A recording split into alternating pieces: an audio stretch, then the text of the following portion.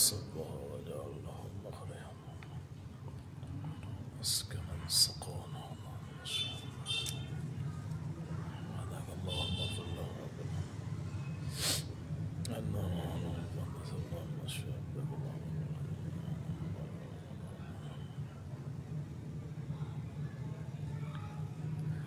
السلام علیکم ورحمۃ اللہ وبرکاتہ۔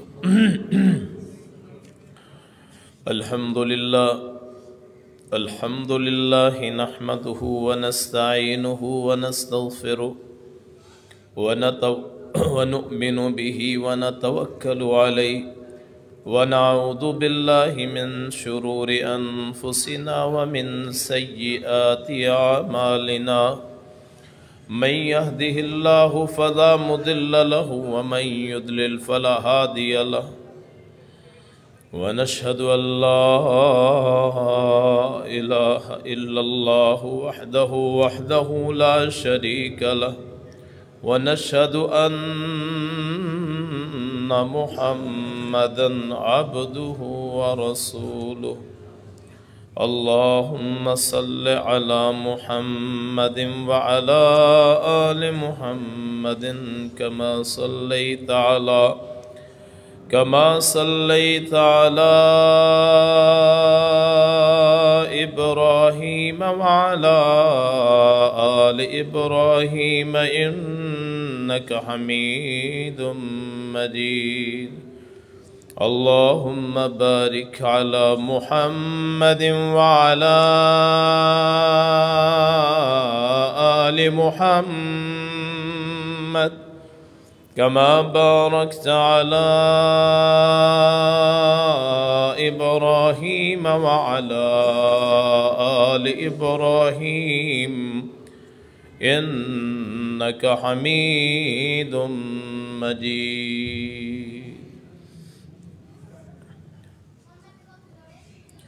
رب اشرح لي صدري ويسر لي أمري واحلل عقدة من لساني يفقه قولي رب زدني علما سبحانك لا علم لنا إلا ما علمتنا إنك أنت العليم الحكيم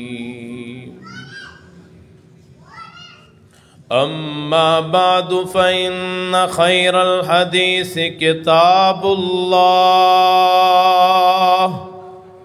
وخير الهدي هدي محمد صلى الله عليه وسلم وشر الأمور محدثاتها وكل محدثة بدعة وكل بدعة ضلالة وكل ضلالة في النار أعوذ بالله السميع العليم من الشيطان الرجيم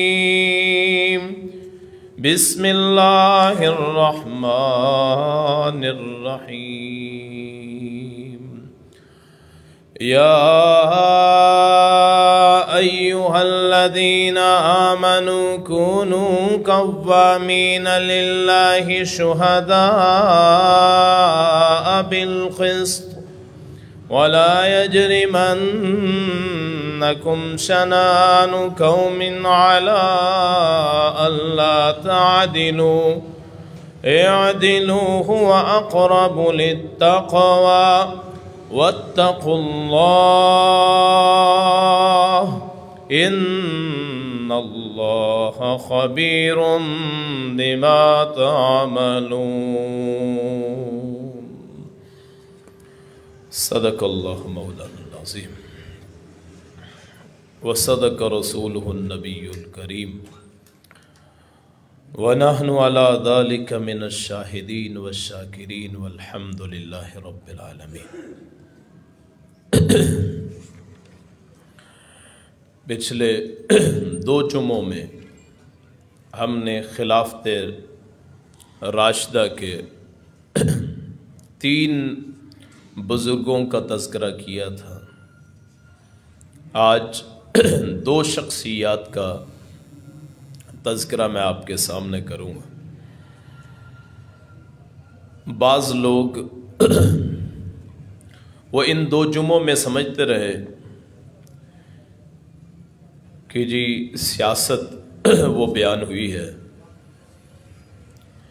جدا ہو دین سیاست سے تو رہ جاتی ہے چنگیزی۔ نہ ہم خود سیاستدان ہیں اور نہ اس نظام کی حمایت کرتے ہیں۔ جہاں تک میرا اپنا تعلق ہے، نہ خود سیاسی مزاج ہے اور نہ کبھی کسی پارٹی کو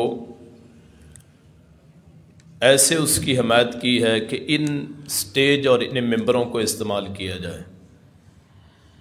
اگر ہو سکتا ہے بلکہ ممکن ہے کہ میرے الفاظ وہ تلخ ہوں، یا یہ جو سیاسی پارٹیاں جنہیں ہم نے اپنا شاید دین بنا لیا ہے، کہ اتنا غصہ دین کی توہین پہ نہیں آتا جتنا ان سیاسی پارٹیوں کے معاملے پہ ایک دوسرے سے غصہ کرتے ہیں، کہ بھائی باپ گھر والے ایک دوسرے سے لڑ پڑتے ہیں پارٹیوں کی وجہ سے۔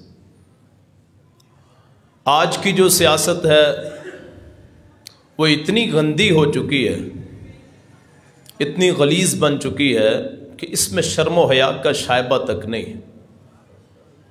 تو ہم جو یہاں بیان کرتے ہیں، اگر کسی کو برا لگتا ہے وہ ہمارے دلائل کو سنیں، بات سنیں اور اس کو سوچے۔ اگر میری بات میں غلطی ہے تو مجھے بتائے کہ جی آپ یہ غلط کر رہے ہیں۔ میں ان عظیم خلیفوں کی بات کرتا ہوں جنہیں ہم خلفائے راشدین کہتے ہیں۔ جب ان کی سیرت کی بات آئے گی تو آج کے حالات بھی اس میں شامل ہوں گے، کیوں ہم بطور مسلمان ہمارے لیے اور کوئی راہ نجات نہیں ہے، یا تو اللہ اور اس کے رسول کی ذات ہے یا پھر صحابہ کرام کی زندگیاں ہیں، اہل بیت کی زندگیاں، یہی ہمارے لیے نمونہ ہے۔ اگر ہم ان سے رہنمائی حاصل نہ کریں گے تو آپ بتائیں کس سے ہم رہنمائی حاصل کریں؟ تو اس لیے بعض لوگ ناراض ہو جاتے ہیں کہ ان کا سیاسی منہج اور سیاسی جو راستہ ہوتا ہے وہ دراصل خلفائے راشدین کے طور طریقوں کو قبول نہیں کر سکتا، ان کا جو راستہ ہے۔ تو میں ہمیشہ انصاف پسند لوگوں سے مخاطب ہوتا ہوں، جو انصاف والے، نہ کبھی یہ پرواہ کی ہے کہ کوئی اپنا ذاتی دشمن ہو جائے گا یا ذاتی مخالفت کرے گا۔ بہت سارے ایسے احباب جو اس مسجد میں آتے ہیں یا اس سے پہلے آتے رہے اور اپنے اس عقیدے کو کہ جب قیامت کے دن اللہ کے حضور پیش ہوں تو کم از کم اس ممبر سے خیانت نہ ہو، اس کو بیان کرنے کے پیچھے بہت سارے احباب ناراض ہوئے اور آئندہ بھی ہوتے رہیں گے۔ ان مسجدوں کو آباد کرنا اللہ کا کام ہے، اور انشاءاللہ مجھے یقین ہے کہ اللہ پاک یہاں انصاف پسندوں کو جو اللہ کے نظام پہ یقین رکھتے ہیں وہ اس مسجد کو ان سے بھرپور فرمائے گا۔ اس مسجد کو خلفائے راشدین کی جب ہم زندگیوں کا مطالعہ کرتے ہیں اور آج کے حالات دیکھتے ہیں تو نہایت افسوس سے کہنا پڑتا ہے کہ ان خلیفوں میں اور آج کے ان حالات میں کتنا فرق۔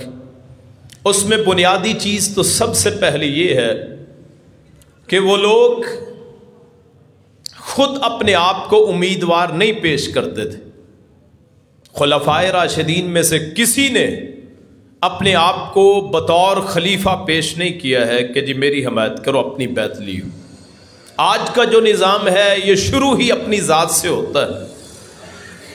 وہ دور پاکیزہ دور تھا، پاکیزہ لوگ تھے، اسی لیے جب کسی کو بھی خلیفہ بنایا گیا، ابو بکر کو، عمر کو، یا حضرت عثمان کو، یا حضرت علی المرتضیٰ کو، یا عمر بن عبدالعزیز کو، یا حضرت حسن کو، تو ان میں سے کسی نے بھی خوشی سے اس کو قبول نہیں کیا ہے۔ کیوں؟ ان کے سامنے احادیث رسول تھیں کہ قیامت کے دن دو آدمیوں کے درمیان فیصلہ کرنے والے سے بھی پوچھ ہوگی، کہ دو آدمیوں کے درمیان فیصلہ۔ اس لیے حضرت عمر فرماتے تھے اگر فرات، دریائے فرات کے کنارے ایک کتا بھی مر گیا بھوکا، اور کتا حرام جانور ہے، تو عمر سے قیامت کے دن اس کے بارے میں سوال ہوگا۔ تو خلفائے راشدین کی سیرت سن کے اپنے سیاسی جو آپ کے عقائد ہیں ان کو درست کیجئے کہ ہم نے وہ سیاست کرنی ہے یا اس سیاست کی حمایت کرنی ہے جو خلفائے راشدین کا خاصہ رہا۔ چوتھے خلیفہ حضرت علی المرتضیٰ رضی اللہ عنہ، حضرت عثمان رضی اللہ عنہ کے بعد انہوں نے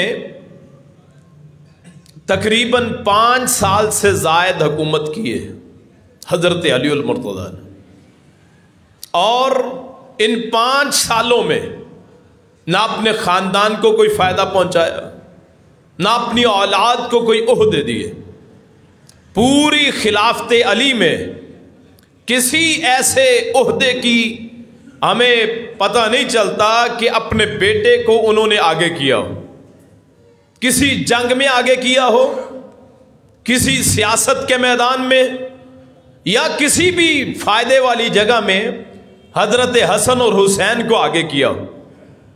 اسی لیے جب فوت ہونے لگے تو کسی نے پوچھا کہ اپنے بیٹے حسن کو نامزد کر دیجئے، حالانکہ یہ بھی علم تھا کہ حضرت حسن وہ ہیں، حسن المجتبی، کہ جناب رسول کریم صلی اللہ علیہ وسلم نے ان کو اپنی ران پہ بٹھایا، ممبر پہ بیٹھے، وہ ممبر جہاں رسول بیٹھے، ممبر پاک، رسول پاک، ان کی زبان پاک، ان کا کلمہ پاک، ان کا فرمان پاک۔ آپ نے فرمایا ان ابنی ھذا سید، یہ میرا بیٹا سردار ہے، اللہ نے اس کو پیدا ہی سردار کیا۔ حضرت علی کو اس بات کا بھی علم تھا، لیکن جب لوگوں نے کہا کہ اپنے بیٹے کو حضرت حسن کو نائب مقرر کیجئے، انہوں نے کہا اس کو میں ویسے چھوڑتا ہوں جیسے رسول اللہ چھوڑ کے گئے تھے صلی اللہ علیہ وسلم، کہ آپ نے کسی کو اپنا جانشین نہیں بنایا تھا۔ حضرت رسول اللہ نے کسی کو اپنا جانشین نہیں بنایا، کسی کے بارے میں وصیت نہیں کی، عوام نے بنایا، اور عوام نے اسے بنایا جسے رسول اللہ نے اپنے مصلی کا وارث بنایا۔ کہ 17 نمازیں حضرت ابوبکر صدیق نے آپ کی زندگی میں پڑھائیں، اور لوگوں نے سوچا جو آپ کی زندگی میں مصلی کا وارث بن سکتا ہے وہ ہماری حکومت کا وارث بھی بن سکتا ہے۔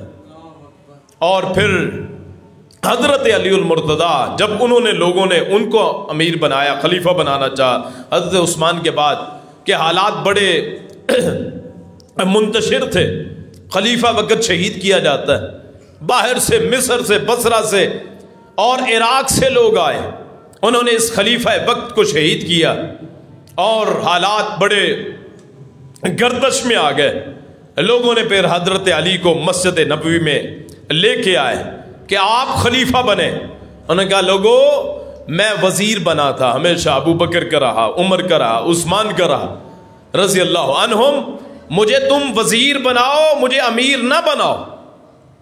اور امیر پھر جب ان کی بیعت ہو گئی، پھر وہ ممبر پہ بیٹھے، انہوں نے سوچا کہ اب میں کیا میرا لائحہ عمل ہوگا۔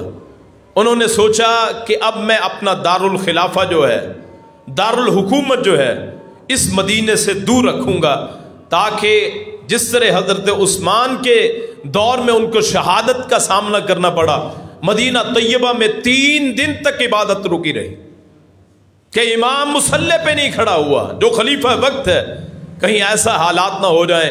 پھر وہ کوفہ چلے گئے، کوفے میں جا کر رہے، وہاں حکومت کی، تاکہ مدینہ طیبہ جو پاکیزہ شہر ہے، حرمین میں سے ایک ہے، حرم ہے، اللہ کے رسول کا حرم ہے، وہاں خون ریزی نہ ہو صلی اللہ علیہ وسلم۔ وہاں پھر ساری زندگی گزاری کوفے میں، سادگی کے ساتھ، بالکل سادگی کے ساتھ۔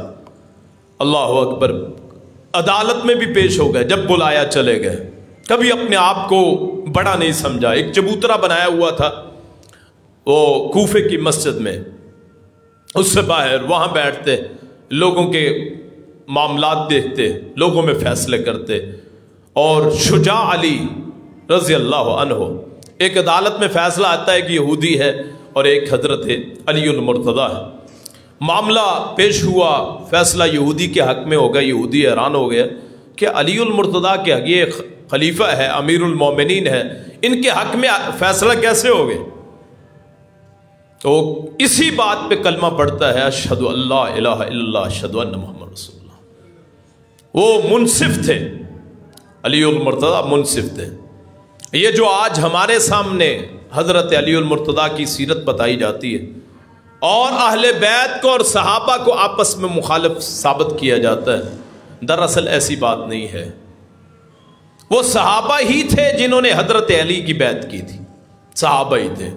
ہاں، مسئلہ ایسا بن گیا تھا کہ حضرت عثمان کے قصاص کا مسئلہ تھا، جس کی وجہ سے مملکت دو حصوں میں تقسیم ہو گئی تھی۔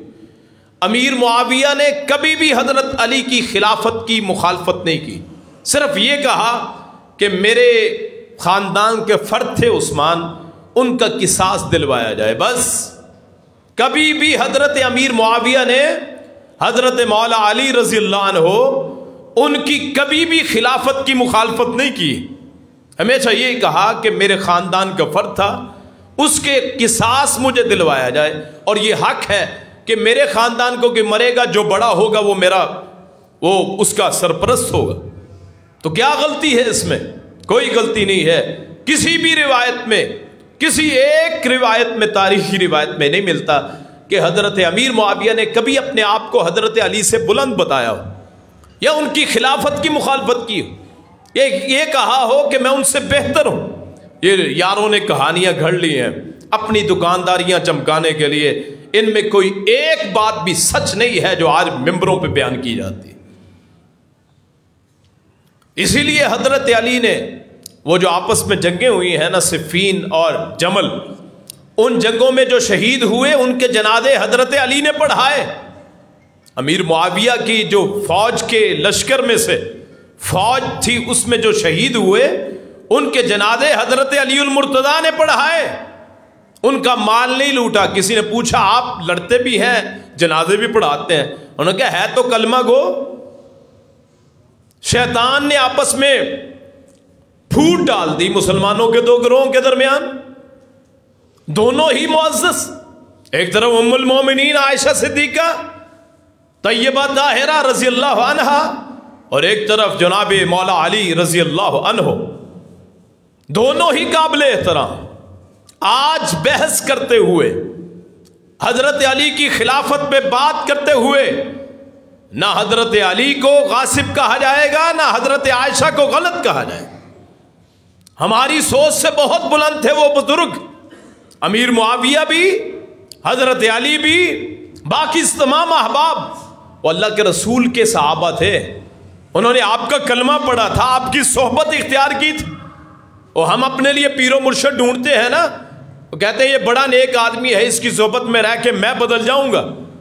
کیا یہ عقیدہ ہے کہ رسول اللہ کی صحبت میں رہے اور زندگی میں تبدیلی نہ آئی، زندگی نہ بدلی؟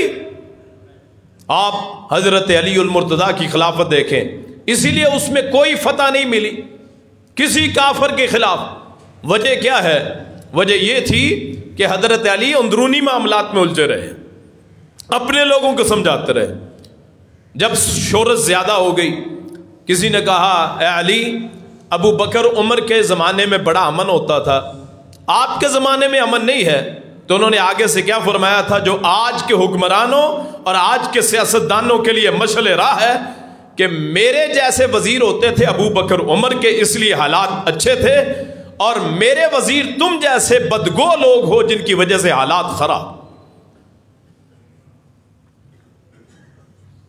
یہی وہ معاملات ہیں، تاریخ اٹھا کے دیکھیں، جن کی وجہ سے خلافت علی میں فتوحات اسلامیہ نہیں ہوئی، کہ آپس میں لوگوں لڑتے رہے ایک دوسرے سے، معاملات بڑھتے رہے۔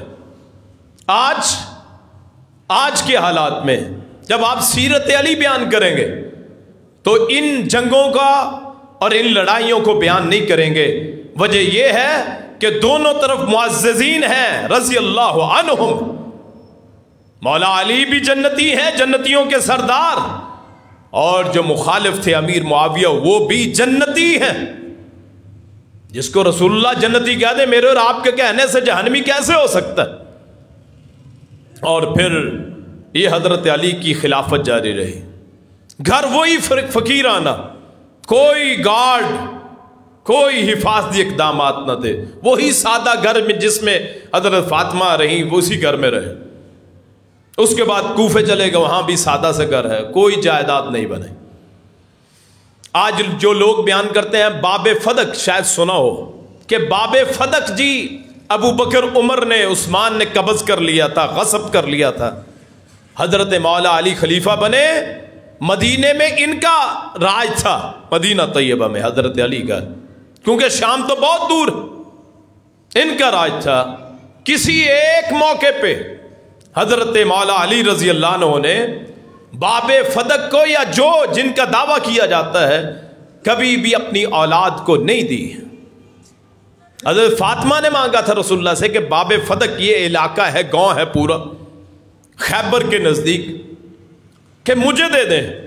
آپ نے فرمایا تھا نہیں. سورہ حشر کی آیت نمبر 7 میں اس کا تذکرہ ہے کہ ما افاء اللہ علی رسولہ من اہل القری فللہ ولرسولہ ولذی القربى والیتامى والمساکین وابن السبیل، کہ یہ حق رسول اللہ کی وراثت نہیں ہے. رسول اللہ کی وراثت علم ہے، قرآن ہے، دین ہے، جائیداد نہیں ہے. آپ جب مکے سے آ گئے، آپ کا جو مکے میں گھر تھا، فتح مکہ کے بعد بھی آپ نے کبھی دعویٰ نہیں کیا، اپنے گھر کا پوچھا ہی نہیں کہ میرے گھر پہ کون قابض. رسول اللہ صلی اللہ علیہ وسلم نے جائیداد ہی نہیں بنائی. اسی لیے باب فدق یا خیبر کا جو علاقہ تھا، باغ فدق یا یہ علاقہ تھا، وہ آپ نے اپنے کنٹرول میں ضرور رکھا تھا، لیکن اس میں اپنے بیواؤں پہ، اپنے خاندان پہ، مسافروں پہ، اپنے رشتہ داروں پہ، مسلمانوں پہ خرچ کیا کرتے، وراثت نہیں بنائی. یہی روش رہی حضرت علی المرتضیٰ کی. کوئی زیب و زینت اختیار نہیں کی، سادہ بالکل، بازاروں میں چلتے لوگوں کے مسائل پوچھتے اور ساری زندگی گزار دی. آخر انجام کیا ہوتا ہے؟ شہادت کی موت دی. شہادت کہاں ملی ہے؟ مسجد کے دروازے پہ. 3 افراد بڑے، ان پہ حملے کی پیش بندی کی گئی کہ ایک امیر معاویہ ان کو شام میں مار دیا جائے، عمر بن عاص مصر میں مار دیا جائے، اور حضرت علی المرتضیٰ ان کو کوفے میں مار دیا جائے. ایک ہی وقت میں صبح کی نماز حضرت مولا علی آتے ہیں، باہر کھڑے ہوتے ہیں. ایک بندہ عبد الرحمن ابن ملجم وہ اٹھتا ہے، تلوار سے آپ کے جسم کو چاک کرتا ہے، مارتا ہے، آپ گر پڑتے ہیں. 3 دن آپ وہاں مرض کے بستر پہ پڑے رہے. کہا جب تک میں زندہ ہوں میرے قاتل کو سزا نہ دی جائے. کیوں؟ ابھی میں زندہ ہوں، ہاں جب میں مر جاؤں پھر اس کو سزا دی جائے. یہ ہوتے ہیں انصاف پسند کہ اپنی ذات کے لیے بھی انتقام نہیں لیتے. یُسِرُونَ عَلَىٰ أَنفُسِهِمْ وَلَوْ كَانَ بِهِمْ خَصَاصَةٌ، اپنی زندگی دشوار رکھتے ہیں، لوگوں کی زندگیاں آسان بناتے ہیں. اور پھر ان کی زندگی کے بعد ان کے بیٹے حضرت حسن کو پھر بنایا گیا خلیفہ. صرف 7 ماہ حضرت حسن رہے. سوچنے لگے کہ اگر ایسے حالات رہے جنگیں ختم نہیں ہوں گی.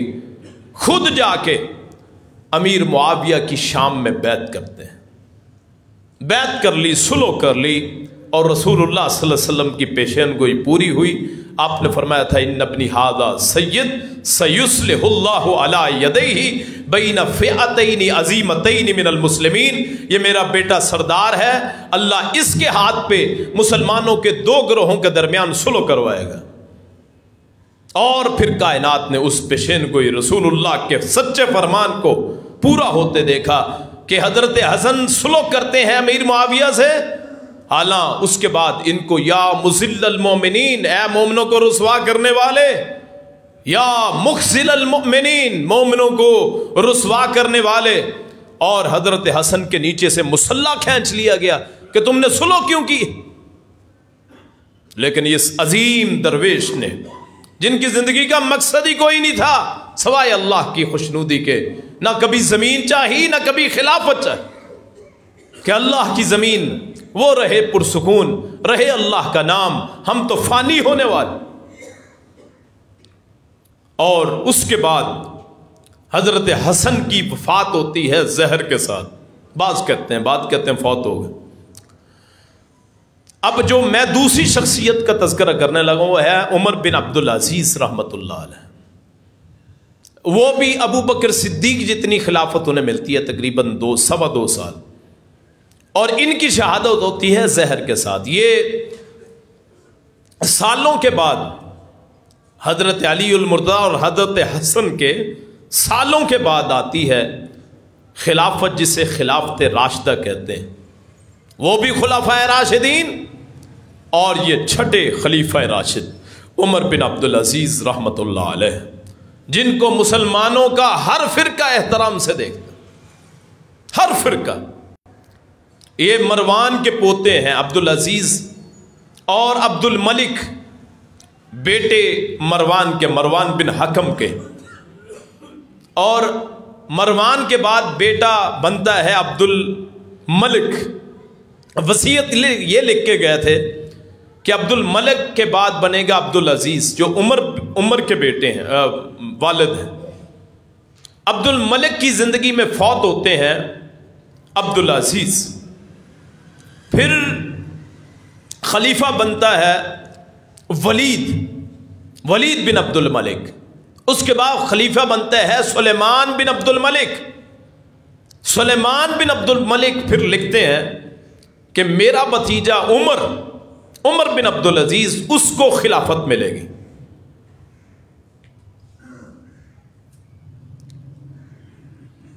چچا زاد عمر بن عبدالعزیز.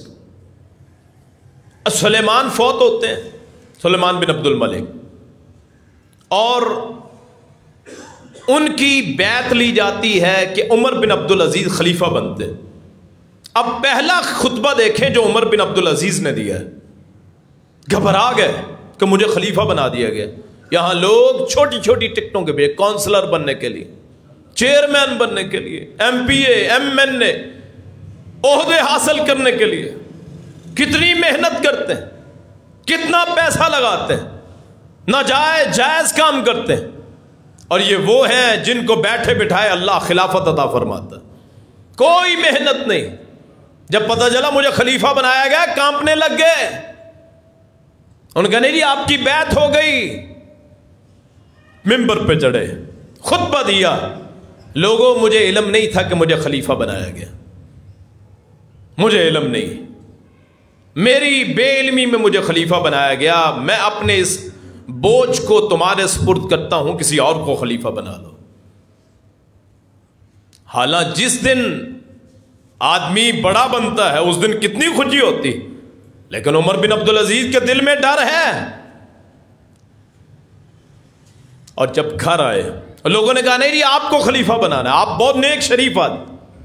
گھر آئے، سواریاں پیش کی گئیں، آئی چلیے،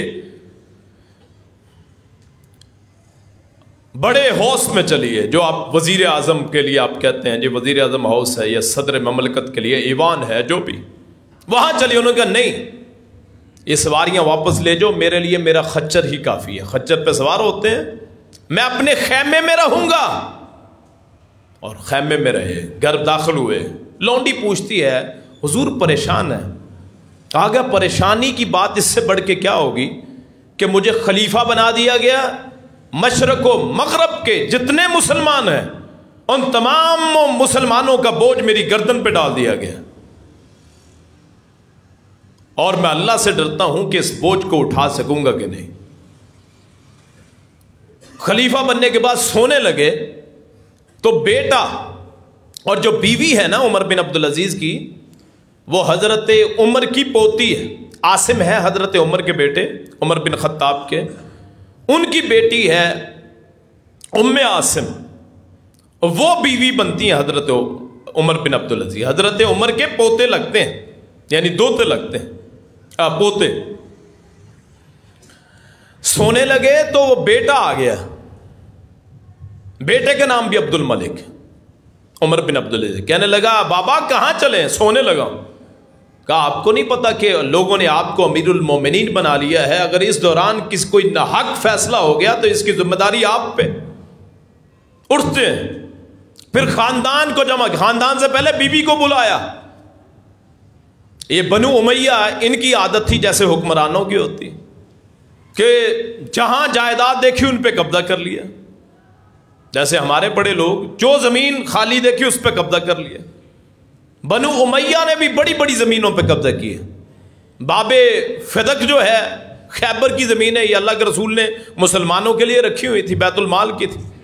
بنو امیہ کے بڑے بڑے لوگوں نے ان کو تقسیم کر لیا، اپنی جائیداد بنا لیا. شام کی جائیدادیں، عراق کی جائیدادیں، مصر کی جائیدادیں، کوئی پوچھنے والا نہیں تھا. یہ کون ہے جی؟ بنو امیہ کے بڑے افراد ہیں. لوگ سلام کرتے تھے، جھکتے تھے ان کے سامنے. عمر بن عبدالعزیز نے اپنی بیوی کو کہا، ام عاصم کو، اے بی بی پہلے میری زندگی اور تھی، میں شاہانہ چونکہ شہزادہ ہوں، لیکن اب مسلمانوں کی خلافت میرے کندھوں پہ ہے تو میں فیصلہ کرتا ہوں. تیرے باپ نے جو تجھے دیا ہے، مروان کی طرف سے جو آیا ہے، باپ سے مراد ہے بڑا، وہ سارا بیت المال میں جمع کرواؤ. خوبصورت نگینے زیور سب کچھ لے کے بیت المال میں جمع کر دی. میرے گھر میں رہنا ہے تو سادگی کی زندگی اختیار کرنی ہے. جو تیرے باپ نے، تیرے خاندان نے دیا وہ سارا بیت المال میں جائے گا. تیرا ذاتی نہیں ہے، مسلمانوں کا مال ہے، مسلمانوں کی جائیدادیں ہیں، زمینیں. اس نے کہا جی ٹھیک ہے. باہر نکلے، اپنے خاندان کو جمع کیا، محل میں شام میں جمع کر کے کہا کہ جو جائیدادیں تم لوگوں نے بنائی ہیں، یہ جائیدادیں تمہیں آباء و اجداد کی طرف سے وراثت میں نہیں ملی ہیں، یہ وہ جائیدادیں ہیں جو جناب رسول اللہ کے صحابہ نے فتح کی صلی اللہ علیہ وسلم. تو یہ مسلمانوں کی ہیں. تمام اپنے خاندان کے افراد کے عہدے ختم کر دیے. یہ جی بھتیجا ہے، یہ جی بھانجا ہے، یہ جی بھائی ہے، یہ جی بہن ہے، جی یہ اولاد ہے، جی یہ ان کے ناموں پہ لمبے لمبے اکاؤنٹ رکھوا دو، جی ان کے کاروبار کروا دو، فلاں کرا دو، فلاں کروا دو. ہر ملک میں کاروبار، فلاں فلاں فلاں. سارے عہدے ختم کر دیے. جتنے افراد کاروبار کرتے تھے تمام کے وظائف ختم کر دیے، تمام کاروبار بند کروا دیے. یہ ہوتے ہیں خلیفہ راشدین، خلفائے راشدین، جن کی اللہ آج بھی اللہ تعالیٰ ان کا مقام ہمارے دلوں میں رکھتا ہے. ہر تک طبقہ ان کی عزت کرتا ہے. اور جنہوں نے پورے خاندان کو سیاست میں لگا کے بے شمار دولت اکٹھی کی، بے شمار. قیامت کا دن ہوگا، ایک حدیث سن لیجئے ان لوگوں کے لیے جو اپنے لیڈروں کو پوجتے ہیں، ان کے لیے قیامت کا دن ہوگا. اللہ کے رسول نے فرمایا صلی اللہ علیہ وسلم، جس نے ایک بالشت زمین، ایک بالشت جسے آپ ایک گٹ کہتے ہیں، وہ ناحق قبض کی، یا کوئی مال اتنا کسی سے لے کے کسی کا حق کھایا، فرمایا قیامت کے دن 7 زمینوں کو بوجھ اس کی گردن میں ڈالا جائے گا. یا عمر بن عبدالعزیز نے پھر سارے عہدے ختم کر دیے. ساری جائیدادیں، وہ جو کاغذات بنائے ہوئے تھے نا، مہرے جو کہتے ہیں ہمارے پاس کاغذات ہیں، وہ سارے لے کے پھاڑ دیے. سارے ہر ایک کو حق دے دیے. جو عام عوام کا، جس کا پتہ چلا کہ جی اس کا حق تھا، میرے خاندان نے قبض کیا، سارا انہوں نے واپس کر دیا، ہر ایک کو حق دیا. مسجدیں بنائی، بازار رسول اللہ فرماتے ہیں اللہ کی جگہوں میں سے بری جگہ، بازاروں میں چوکوں میں کھڑے ہونا، وہاں بیٹھ کے باتیں کرنا، اگر ضرورت ہے تو پھر ٹھیک، ناجائز بیٹھنا اللہ کو ناراض کرنے والی بات. تو انہوں نے پھر مسجدیں بنائی، کشادہ راستے بنائے، بیٹھنا منع کر دیا. غیبت، کہا جو میرے پاس آئے کسی کی غیبت نہ کرے. عمر بن عبدالعزیز نے کہا جو میرے پاس آئے وہ کسی کی غیبت نہ کرے. مجھے آ کے بتائے کہ عمر تو نے انصاف نہیں کیا، تاکہ میں انصاف کر سکوں. میرے پاس آ کے انصاف کی بات کرے، درست بات کرے، حق لے کے دے، چپ نہ رہے. جہاں کسی کا دیکھا کہ اس کے ساتھ ناحق ہو رہا ہے، اس کے ساتھ حق کے لیے کام کرے، میری مدد کرے. یہ خلفائے راشدین، اللہ ان پہ کروڑوں رحمت نازل فرمائے۔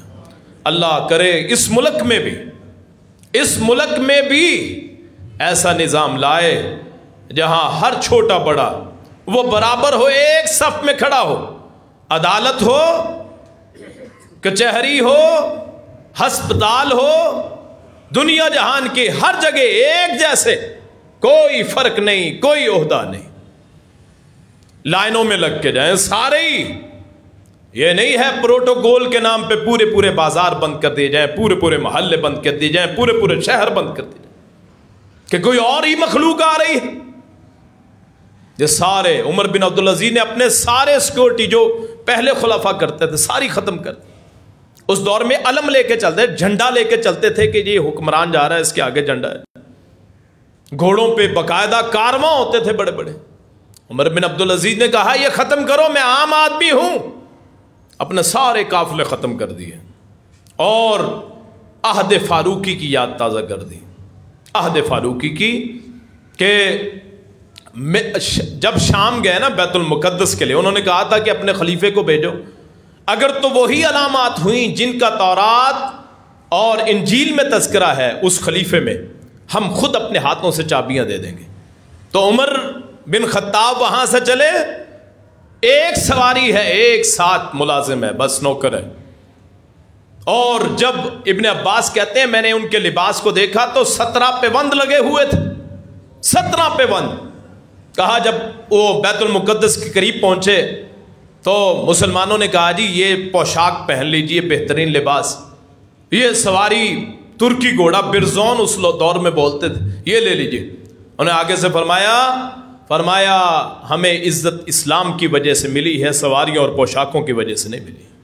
تو ان عیسائیوں نے اپنے ہاتھوں سے چابیاں لا کے عمر بن خطاب کو دے دی تھی، تھما دی رضی اللہ عنہ۔ وہی سنت کو تازہ کیا عمر بن عبدالعزیز نے، بازاروں میں ویسے گھومتے، اور خاندان خلاف ہو گیا کہ جائیدادیں ساری واپس لے لیں، اربوں کے اکاؤنٹ، جی اتنی زمینیں، سارا کچھ بیت المال میں، حقداروں کو حق دے دیا۔ ہمارے باپ دادا غلط تھے، مروان نے جو فیصلے کیے باپ دادا انہوں نے غلط کیے، عبد الملک نے، سارے ناراض ہو گئے۔ پھر ملازمہ کو، جو ان کی خاص ملازمہ تھی جو کھانا پیش کرتی، اس کو زہر دیا اور لالچ دیا، سونے جواہرات چاندی دی، اور اس نے ان کے کھانے میں پھر زہر ملا دیا۔ اور یہ امت کا عظیم سپوت، یاد رکھیے جو اپنی زندگیاں اللہ کے لیے گزارتے ہیں، یہ زندگی بھی ان کی ہے، قبر بھی ان کی ہے، حشر بھی ان کا، اور اللہ کی جنت بھی انہی کی ہوگی۔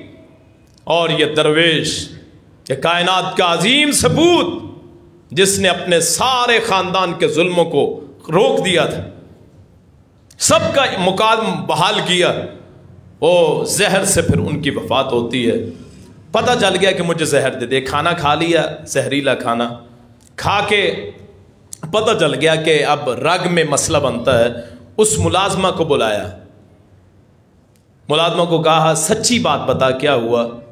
وہ ملازمہ کانپنے لگ گئی، جی میں لالچ میں آ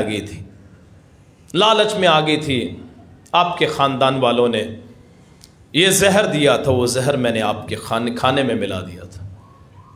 اس کو بھی معاف کر دیا، اپنی قاتلہ کو بھی معاف کر دیا۔ کہاں دنیا میں ایسے افراد ہوں گے کہ یؤثرون علی انفسہم ولو کان بہم خصاصہ، اپنے قاتلوں کو بھی معاف کر دینے والے۔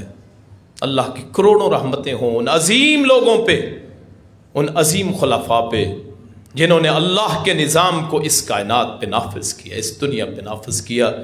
اور انہی کے بارے میں ایک باہر سے آدمی آیا، ایک گورنر قسم کا، وہ آ کے انہی خلیفوں میں سے خلیفہ ثانی کے بارے میں پوچھتا ہے کہ تمہارا خلیفہ کہاں رہتا ہے، تمہارا بادشاہ؟ اس نے سوچا بڑا عالیشان اس کی عمارت ہوگی، وہاں رہتا ہوگا۔ انہوں نے کہا جی ابھی یہاں سے گزرے ہیں۔